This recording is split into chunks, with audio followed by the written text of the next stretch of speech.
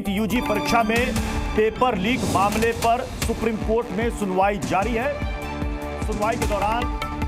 CGI की बड़ी टिप्पणी, दोबारा परीक्षा के लिए ठोस वजह जरूरी है और अगर ठोस वजह रही तो दोबारा से परीक्षा करवाया जा सकता है, लेकिन उसके लिए ठोस वजह होना चाहिए, क्योंकि इससे पहले भी आपने देखा था कि सुप्रीम कोर्ट में सुनवाई के दौरान केंद्र सरकार और एनटीए दोनों ने ये बात कही थी कि अभी तक बड़े पैमाने पर धांधली की बात जांच में निकलकर सामने नहीं आई है, क्योंकि सीबीआई ने भी अपनी जांच में जो स्टेटस रिपोर्ट पिछली सुनवाई में सौंपा था, सीबीआई ने कहा था कि अभी तक हमें ऐसा नहीं लग रहा कि कोई बड़े पैमाने पर धांधली हुई है। लेकिन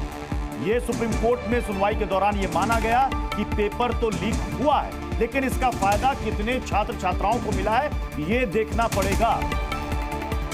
हमारे साथ हमारे सहयोगी शिवांक इस खबर पर जुड़ चुके हैं। शिवांक, क्या लग रहा है अब तक, चूंकि ये तीसरी सुनवाई है सुप्रीम कोर्ट में, 8 तारीख, 11 तारीख और आज 18 तारीख, अब तक की जितनी भी सुनवाई के दौरान टिप्पणी सुप्रीम कोर्ट की है, उससे क्या उम्मीद है छात्र छात्राओं की कि क्या पूरी परीक्षा दोबारा से होगी या फिर जिन छात्र छात्राओं को इस पेपर लीक का फायदा मिला है उनके लिए दोबारा से एग्जाम होगा? जी बिल्कुल प्रत्युष, देखिए इस वक्त अभी लगातार सुनवाई चल रही है और अब से कुछ ही देर पहले सीजीआई ने टिप्पणी ये की है कि अगर गड़बड़ी का फायदा उठाने वाले जो लोग हैं उनकी पहचान संभव नहीं है तो फिर से परीक्षा का फैसला दिया जा सकता है। देखिए ये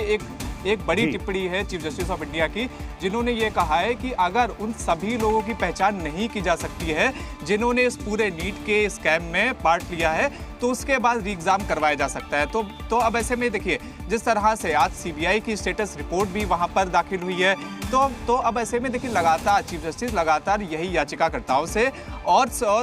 जो भी भारत सरकार के वकील एनटीए से उनसे लगातार यही पूछ रहे हैं कि वो ठोस पहले तो ये बताएं कि आखिर इस पूरे लीक में कितने लोग शामिल हैं, क्या इनमें से सभी लोगों की 100% पहचान कर ली गई है कि नहीं, और अगर कुछ ऐसा है कि सबकी पहचान नहीं की जा सकती है तो अब ऐसे यहाँ पर ऐसे पहले में री एग्जाम करवाया जा सकता है। तो देखिए शिवांक, मतलब ये फैसला इस बात पर निर्भर करेगा कि पहले जांच एजेंसी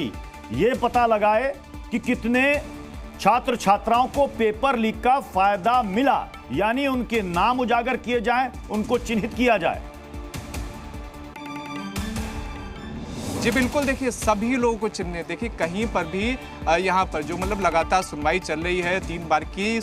सुनवाई में लगातार एक ही प्रश्न उठा था कि क्या जांच एजेंसियां इस बात से सहमत हैं कि जिन लोगों के वो नाम ले रही है सिर्फ वही लोग शामिल हैं, उनके अलावा कोई नहीं, और अगर उसमें थोड़ा सा भी किंतु परंतु होता है तो फिर से री एग्जाम करवाया जाएगा। अगर ऐसी कोई स्थिति बनती है जहां पर जांच एजेंसी ये कहती है कि सबको अभी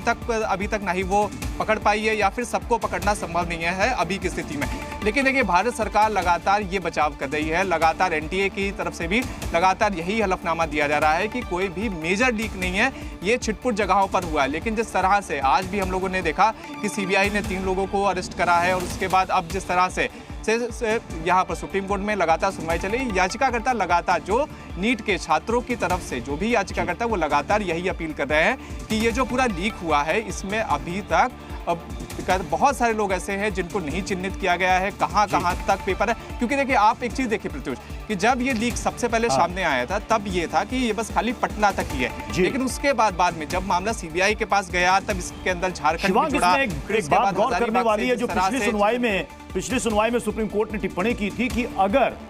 ये पेपर लीक सोशल मीडिया के जरिए हुआ, टेलीग्राम व्हाट्सएप के जरिए हुआ, जिसको आजकल धड़ल्ले से लोग इस्तेमाल करते हैं, तब तो फिर ये जंगल में आग की तरह फैलना हुआ और ऐसी स्थिति में फिर दोबारा से परीक्षा कराया जा सकता है। जी बिल्कुल, देखिए जिस तरह से पिछली बार याचिकाकर्ताओं के वकील ने टेलीग्राम ग्रुप का एक पूरा उन्होंने सबूत के माध्यम से दिया था कि टेलीग्राम ग्रुप के ऊपर एक दिन पहले सुबह तकरीबन 9-10 बजे के आसपास पेपर लीक हुआ था, ऐसा उनका आरोप था याचिकाकर्ताओं का। तब उस वक्त सुप्रीम कोर्ट ने ये टिप्पणी करी थी, चीफ जस्टिस ने ही ये टिप्पणी करी थी कि अगर ऐसा है कि जहां पर टेलीग्राम ग्रुप से इस तरह का पेपर लीक करा जा रहा है तब तो आप चिन्हित ही नहीं कर पाएंगे कि उसमें कितने लोग प्रभावित हुए, कितने लोगों ने वाला पेपर पढ़ा, पर्चा पढ़ा, तो उसके बाद हम री एग्जाम के लिए आदेश दे सकते हैं। लेकिन अब देखिए सारी चीज़ें कुल मिलाकर वहीं पर ही आ जाती हैं कि किस तरह से कोर्ट में उसको प्रूव करा जाएगा कि ये जो सारा पेपर है ये मतलब टेलीग्राम ग्रुप के ऊपर लीक हुआ है या फिर व्हाट्सएप के ऊपर लीक हुआ है। लगातार दलीलों में भी, लगातार याचिकाकर्ताओं की जो वकील है वो लगातार दलील में यही कह रहे हैं कि जितना एनटीए इसको छोटा लीक दिखा रहा है कि बस ये एक सेंटर पर पटना के हुआ है, उतना छोटा ये नहीं है, ये बहुत ज़्यादा विस्तृत है और इसमें कई राज्यों तक ये पूरा लीक पहुंचा है। तो देखिए जिस मतलब इस वक्त भी लगातार जो मतलब सुनवाई चल रही है वहां पर भी लगातार इस पर तो फिर काउंसलिंग भी, इस पर तो आकर के फिर काउंसलिंग भी अटक गई है, क्योंकि कोर्ट ने कहा कि जब तक इस पर फैसला नहीं आ जाता फिर अब उसके बाद ही हम काउंसलिंग करेंगे। 6 तारीख को होना था, उसको स्थगित कर दिया गया। तो मतलब ये फैसला जितना जल्दी आ जाए तब जाकर के आगे काउंसलिंग होगी। जी बिल्कुल प्रत्युष, देखिए जिस तरह से 22 लाख बच्चों के पूरे भविष्य का ये सवाल है और उन 22 लाख में से 1 लाख बच्चे तो ऐसे हैं जो पूरा यहाँ पर गवर्नमेंट मेडिकल कॉलेज में एडमिशन लेने को लेकर मतलब कि उनके अच्छे मार्क्स भी आए हैं, सारी चीज़ें। तो देखिए काउंसलिंग पर जितनी जल्दी यहाँ पर सुप्रीम कोर्ट का फैसला आएगा उतनी जल्दी काउंसलिंग शुरू होगी और उतनी जल्दी सेशन शुरू होगा। क्योंकि प्रत्युष देखिए एक चीज़ आप देखिए कि 4.5 साल का MBBS का कोर्स होता है और औसतन हर साल यहाँ पर सितंबर में जो मतलब सेशन है, सेशन शुरू हो जाता है और अगस्त तक काउंसलिंग की प्रोसेस शुरू हो जाती है, माफ कीजिएगा खत्म हो जाती है अगस्त तक। लेकिन इस बार जुलाई का महीना शुरू हो चुका है और अभी तक काउंसलिंग आधा जुलाई निकल चुका है, लेकिन अभी तक काउंसलिंग तक नहीं शुरू हुई है। Z News।